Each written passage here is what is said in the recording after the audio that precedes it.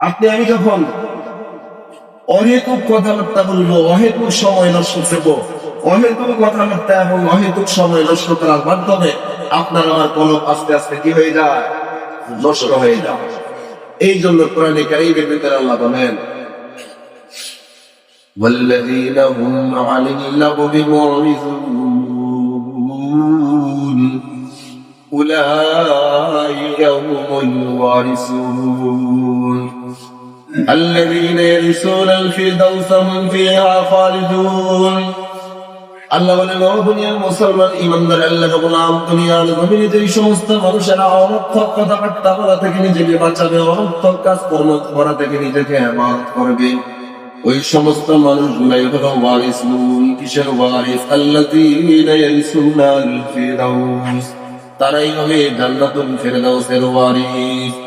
দুনিয়ার জমিনে যদি তুমি অনর্থক কথাবার্তা এবং অনর্থক সময় কাটানো থেকে নিজেকে বাঁচাইতে পারো, এই অনর্থক কাজকর্ম এবং অনর্থক কথাবার্তা থেকে বাঁচানোটা আল্লাহর কাছে এত পছন্দনীয়, এত পছন্দনীয়, এত পছন্দনীয়। এই আংশিক কারণে আসমানের মালিক আল্লাহ জান্নাতুল ফিরদাউসের মালিকানা দান করবেন। সুবহানাল্লাহ।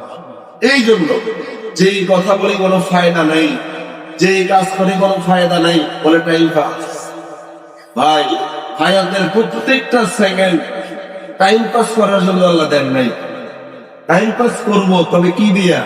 ইমানদার টাইম পাস করবে ইবাদত দিয়া। কি দিয়া ভাই? আপনারা কি কথা বুঝতে কষ্ট হয়? আমরা আমাদের হায়াতের টাইমটা পাস করবো কি দিয়া? ইবাদত দিয়া। কিন্তু আমরা টাইম পাস করি রাত্র 2টা বাজে খেলার লাইনে দাঁড়াই। আমরা টাইম পাস করি লুডো খেলা দিয়ে, আমরা টাইম পাস করি এই যে কি কয় ক্যারাম খেলা দিয়া, আমরা টাইম পাস করি ঘন্টা কি ঘন্টা সিনেমা দেখার মতো। ভাই, ইমানদার টাইম পাস করবে ইবাদতের মাধ্যমে। কিসের মাধ্যমে? ইবাদতের মাধ্যমে। কারণ দুনিয়াতে যদি অনর্থক কথাবার্তা, অনর্থক কাজকর্ম থেকে, অনর্থক সময় কাটানো থেকে আমি নিজেকে বাঁচাই নিতে পারি, ইনশাআল্লাহ আল্লাহর কাছে এটা এত পছন্দনীয়, এত পছন্দনীয় যে এই একটা আমলের কারণে আল্লাহ জান্নাতুল ফিরদাউস দেওয়ার ওয়াদা করেছেন। সুবহানাল্লাহ। কি মনে করছেন?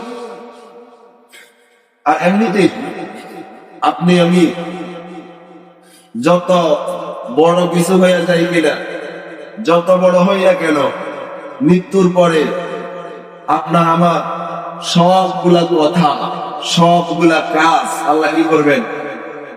ওজন করবেন। কি করবেন? ওজন করবেন। আপনার আমার খারাপ কথাগুলোর জন্য শাস্তি দেওয়া হবে, খারাপ কাজগুলোর জন্য শাস্তি দেওয়া হবে। অনর্থক সময় কাটানো, যে সময়টা অনর্থক কাটাইছি, এটার জন্য আল্লাহ কি দান করবেন? শাস্তি দান করবেন।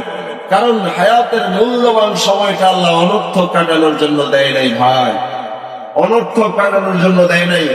যুবক ভাইরা ঘন্টা কি ঘন্টা সিনেমা দেখার মাধ্যমে হায়াতের সময় নষ্ট করতেছি, ঘন্টা কি ঘন্টা ফুটবল খেলা দেখার মাধ্যমে হায়াতের সময় নষ্ট করতেছি, ঘন্টা কি ঘন্টা টেলিভিশনের পর্দার সামনে, বড় পর্দার সামনে আরেকজনের পিছনে গীবত করার মাধ্যমে হায়াতের মূল্যবান সময় নষ্ট করতেছি। আপনার আমার হায়াতের প্রত্যেকটা সেকেন্ডের দাম অমূল্য। বাজারে সবকিছুর বেচা কিনা হয়, কিন্তু হায়াতের বেচা কিনা হয়? কথা বলেন, হায়াতের বেচা কিনা হয়? হায়াতের বেচা কিনা হয়। এই জন্য অনর্থক সময় কাটানোর মাধ্যমে, অনর্থক কথাবার্তার কাজকর্মের মাধ্যমে আপনার আমার কলম আস্তে আস্তে কি হয়ে যাওয়া, নষ্ট হয়ে যাওয়া। যদি কলবকে শুদ্ধ রাখতে চাই, কলবকে সুস্থ রাখতে চাই, অবশ্যই অবশ্যই অনর্থক কাজকর্ম আর কথাবার্তা বলা থেকে বিরত থাকতে হবে, বিরত থাকতে হবে। কারণ কোরআনে কারীমের ভিতরে আল্লাহ বলেন, মান কানা ইউরিদুল ইজ্জাতা ফালিল্লাহিল ইজ্জাতু জামিআ ইলাইহি ইয়াসাদুল কালিমুত তাইয়্যিব ওয়াল আমালুস সালিহু ইয়ারফাউহু। আল্লাহ বলেন, ও দুনিয়ার মুসলমান ইমানদার আল্লাহর গোলাম, মান কানা ইউরিদুল ইজ্জাতা ফালিল্লাহিল ইজ্জাতু জামিআ, যে ব্যক্তি সম্মান চায় সে যেন শুনে যে সম্মানের মালিক একজন, তিনি কে? ইজ্জত সম্মানের মালিক কে? আল্লাহ। আল্লাহ বলেন, আমি রব্বুল আলামিন তোমাদের ইজ্জত এবং সম্মান বাড়াইয়া দিব, বাড়াইয়া দিব দুইটা কারণে। এক নম্বরের কারণ হলো ইলাইহি ইয়াসাদুল কালিমুত তাইয়্যিব, দুনিয়ার জমিনে তুমি যতগুলা কথা বলো সবগুলা কথা কিন্তু আসমানে যায় না। তোমার কিছু কিছু কথা আসমানে চলে যায়, আর কিছু কিছু কথা জমিনেই থেকে যায়। ওয়াল আমালুস সালিহু ইয়ারফাউহু, তোমার সব সব কাজ কর্ম কিন্তু আসমানে যায় না, কিছু কিছু কাজ আসমানে যায়, কিছু কিছু কাজ জমিনেই থেকে যায়। যদি এই জবান দিয়ে তুমি ভালো কথা বলতে পারো, এই জবান দিয়ে যদি তুমি ভালো কাজ করতে পারো, ভালো কথা এবং ভালো কাজের মাধ্যমে আমি রব্বুল আলামিন তোমার মর্যাদা দিন দিন বাড়াইয়া দিব।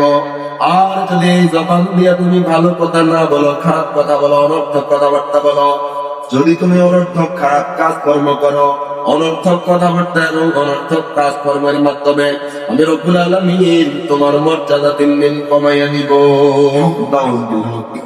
এই জন্য অনর্থক অহেতুক যেটার কোনো দরকার নাই, আমাদের এলাকা চায়ের দোকানগুলা মোটামুটি মিনি সংসদ ভবন, এগুলা কি ছোটখাটো একটা সংসদ ভবন, চায়ের দোকান নামক সংসদ ভবনে বসে আমরা পরামর্শ দিই, দেশটা এইভাবে চালাই রাখো না। মনে হয় জানি তার মতো বুদ্ধিজীবী পুরো এলাকাতে আর কেউ না। কোনো দরকার নেই, কোনো দরকার নেই। 1000 টাকা খাইয়া তারা বলে যে টেনশন করিস না, আমি তোর লগে আছি। আরেকজনের কাছ থেকে 1000 টাকা খাইয়া আমি তোর লগে আছি, আরেকজনের টাকা 1000 খাইয়া তোর সাথে আছে।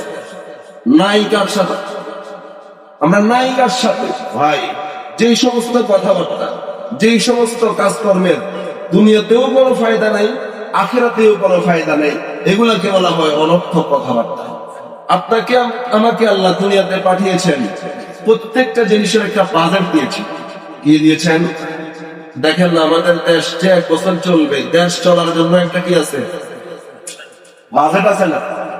যে এই 1 বছরের মধ্যে এত টাকা উন্নয়ন করা হবে, এত টাকা খরচ করা হবে, অমুক খাতে এত টাকা খরচ করা হবে, অমুক জেলায় এত টাকা বরাদ্দ, একটা বাজেট আছে।